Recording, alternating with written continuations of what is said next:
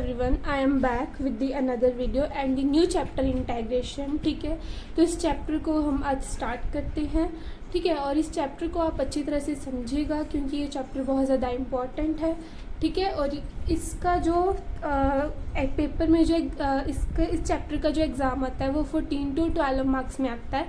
ठीक है, जो पेपर का पैटर्न बना होता है ना, 2 मार्क्स, 4 मार्क्स, 6 मार्क्स। ठीक है, ऐसे हर एक जो पार्ट में आपको 2 से 3 इसके क्वेश्चंस मिलेंगे। ठीक है, तो आज हम इसको स्टार्ट करते हैं। ठीक है, और ये बहुत ज़्यादा इम्पॉर्टेंट चैप्टर है तो आप इसको अच्छी तरह से समझिएगा। ठीक है, हम अब स्टार्ट करते हैं इसको।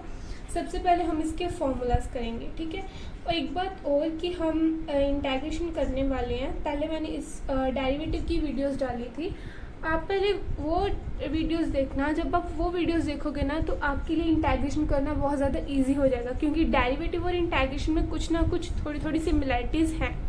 ठीक है, तो अभी मैं वो स्टार्ट करने वाली हूँ तो आपको पता लगेगा कि क्या क्या सिमिलरिटीज़ हैं। ठीक है, तो अब हम स्टार्ट करते हैं। सो फर्स्ट ऑफ ऑल है हमारे पास जो फर्स्ट है इसका फॉर्मूला। तो फर्स्ट इसका, चलो रुको, हम डेरिवेटिव के भी साथ में लिखते हैं और इंटीग्रेशन के भी। ठीक है, जिससे आपको दोनों अच्छी तरह से क्लियर हो जाएंगे। सॉरी, ये हो गए डेरिवेटिव के।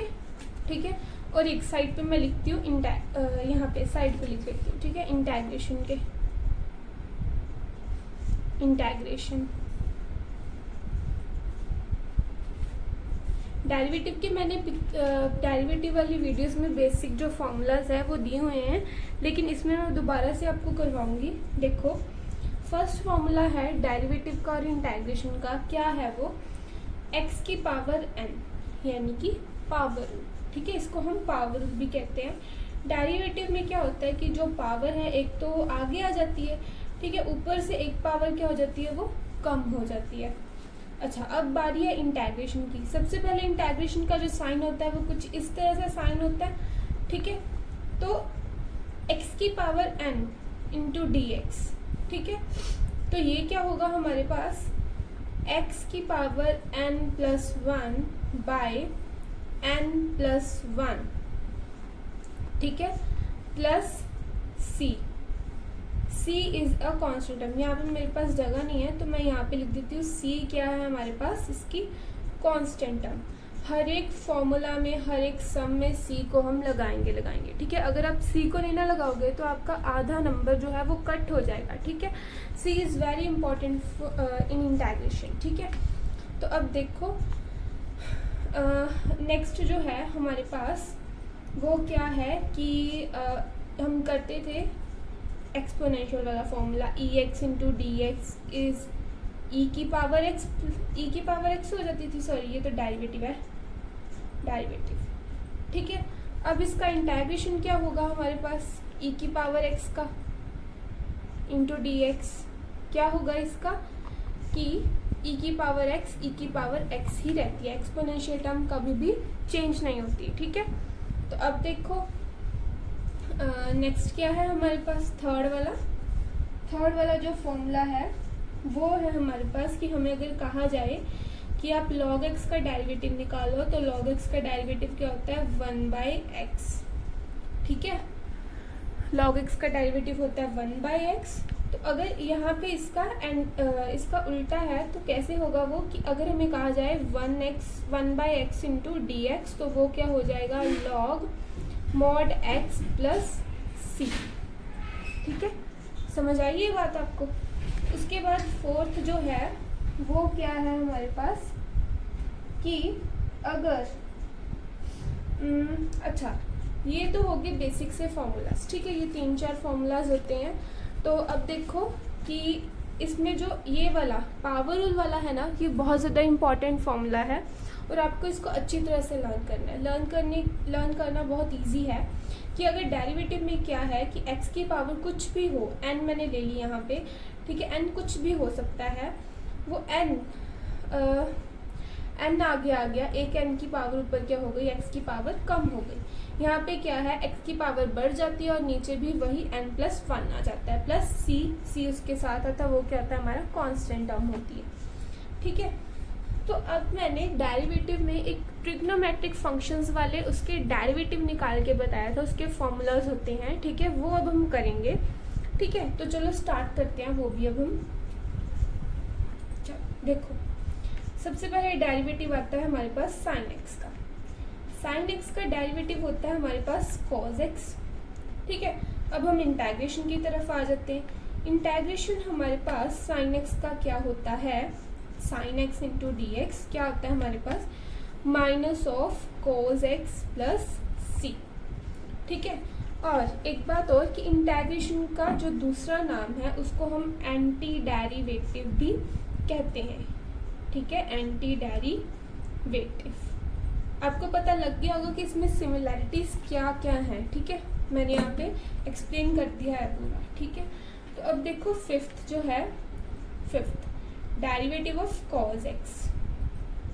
कॉज एक्स का डेरिवेटिव होता है हमारे पास माइनस ऑफ साइन एक्स, लेकिन यहाँ पे जो इंटीग्रेशन है कॉज एक्स का वो क्या होगा, साइन एक्स प्लस सी होगा, यानी कि पॉजिटिव होगा वो, ठीक है। उसी तरह से derivative of tan x, tan x का डेरिवेटिव क्या होता है हमारे पास, सीकेंड स्क्वायर एक्स, लेकिन इंटीग्रेशन सीकेंड स्क्वायर एक्स का क्या होता है, tan एक्स प्लस सी, ठीक है, ये होता है। अब उसके बाद देखो seventh derivative of cot X. Cot X का डेरिवेटिव होता है minus of cosecant square X, ठीक है। अब यहाँ पे देख लो कोसेकेंड स्क्वायर एक्स का जो इंटीग्रेशन है वो हमारे पास क्या होता है, minus of cot x plus c, ठीक है। कोसेकेंड स्क्वायर एक्स का इंटीग्रेशन होता है minus of cot x plus c, और डेरिवेटिव क्या होता है minus of cosecant square x. उसके बाद आता है सीकेंड एक्स, ठीक है।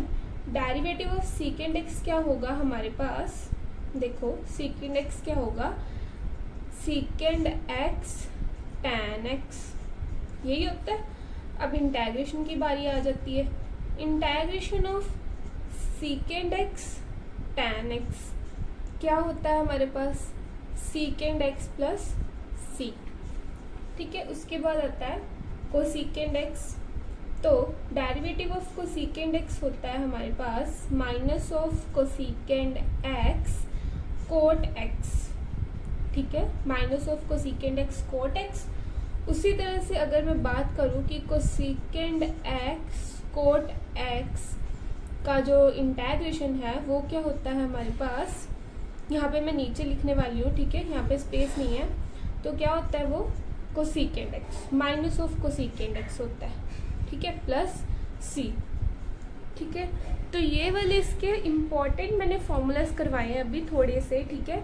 तो ये वाले जो इसके फॉर्मूलाज हैं ये बहुत ज़्यादा इम्पॉर्टेंट फॉर्मूलाज हैं और इसके बेसिस पे ही क्वेश्चंस आते हैं मोस्टली जो अभी मैं पहला जो टाइप करवा रही हूँ ना, मोस्टली इसके बेसिस पे ही, इस फॉर्मूलाज के बेसिस पे ही क्वेश्चंस आते हैं।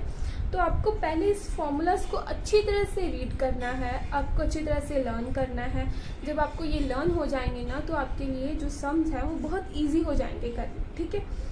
तो चलो ठीक है, तो अभी मैंने डेरिवेटिव का भी बताया और इंटीग्रेशन दोनों का कंपैरिजन करके मैंने आपको इसके जो फॉर्मूलाज हैं वो बताए हैं। तो इसके बेसिस पे हम एक दो जो है वो क्वेश्चंस कर लेते हैं, ठीक है। सो फर्स्ट क्वेश्चन मैं कर लेती हूँ लाइक ये वाला जो हमारे पास था पावर रूल इंटीग्रेशन का, ठीक है। ये भी मैं आपको कंपैरिजन करके बताऊँगी। सबसे पहले मैं डेरिवेटिव का करती हूँ, ठीक है। वैसे मैंने डेरिवेटिव वाले वीडियोस में सारा कुछ किया हुआ है, लेकिन इसको इंटीग्रेशन बहुत ही ज़्यादा इम्पॉर्टेंट चैप्टर है, तो मैं चाहती हूँ कि आपको अच्छी तरह से समझ आए ये चैप्टर, ठीक है। तो इसीलिए मैं आपको डेरिवेटिव का और इंटीग्रेशन का कंपैरिजन करके बता रही हूँ, ठीक है। तो सबसे पहले हम एक एग्जांपल ले लेते हैं। एग्जांपल लाइक मैंने ले ली कि आप फाइंड द डेरिवेटिव,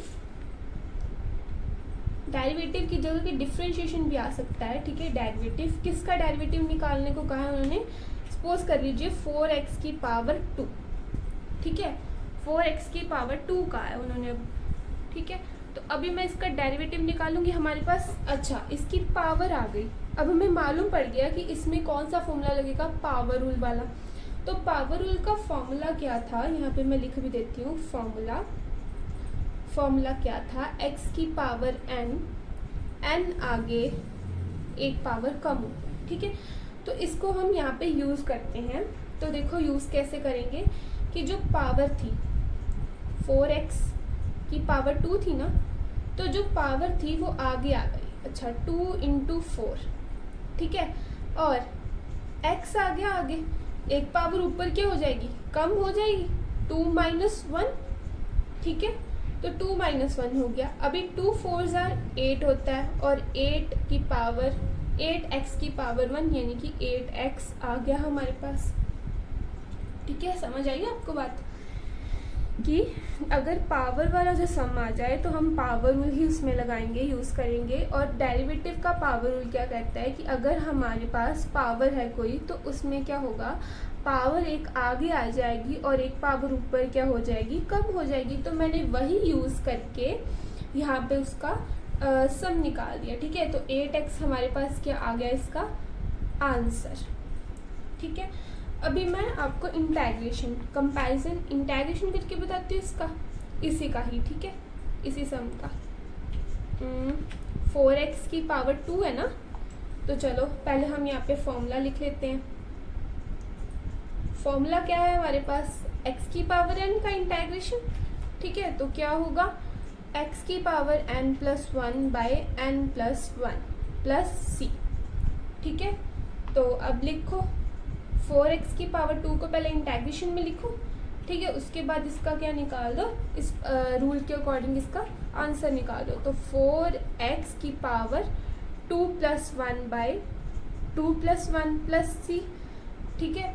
तो क्या होगा, 4x की पावर 3/3 + c, ठीक है। अब आप इसको इस तरह से भी लिख सकते हो, नहीं चलो छोड़ो, रहने दो, बस यहाँ पे लिख लो, ठीक है। तो ये हमारे पास आ गया इसका आंसर, ठीक है। ये हो गया डेरिवेटिव और इंटीग्रेशन का सम। मैंने एक एग्जांपल ली और उसमें दोनों का ही सम मैंने आपको करके दिखा दिया, ठीक है। तो अभी हम करेंगे ये वाले जो मैंने अभी आपको ट्रिग्नोमेट्रिक फंक्शंस वाले जो फॉर्मूला लिखवाए, उसके अकॉर्डिंग मैं आपको 2-3 एग्जांपल्स करवाऊंगी। तो आपको ये वाले जो फॉर्मूलाज है ये अच्छी तरह से क्लियर हो जाएंगे, ठीक है। तो अभी हम करेंगे स्टार्ट, ठीक है, वो वाले सम्स, इसके बेसिस पे सम ट्रिग्नोमेट्रिक फंक्शंस वाले। तो यहाँ पे मैंने एक एग्जांपल ले ली है, तो हम इस एग्जांपल को अब सॉल्व करते हैं, ठीक है। तो चलो देखो हम इसको सॉल्व कैसे करेंगे। सबसे पहले हमारे पास एग्जांपल है क्या, 1 - sin x by cos square x into dx, ठीक है। इसका इंटीग्रेशन निकालना है हमने। तो अब देखो 1 cos square x, पहले हम ये लिखेंगे, ठीक है। इसको सेपरेट कर लेंगे हम। 1 cos square x ले लिया हमने, minus sin x by cos square x, ठीक है। बीच में माइनस का साइन था, तो मैंने क्या किया कि इसको सॉल्व करने के लिए मैंने एक तरीका बताया कि इसको हम क्या करेंगे कि हम इसको पहले सेपरेट कर लेते हैं। चलो मैंने सेपरेट भी कर लिया, ठीक है। अब उसके बाद देखो, अब मैंने क्या सोचा कि यहाँ पे तो एक ही इंटीग्रेशन है, तो एक जाने का इंटीग्रेशन हो सकता है।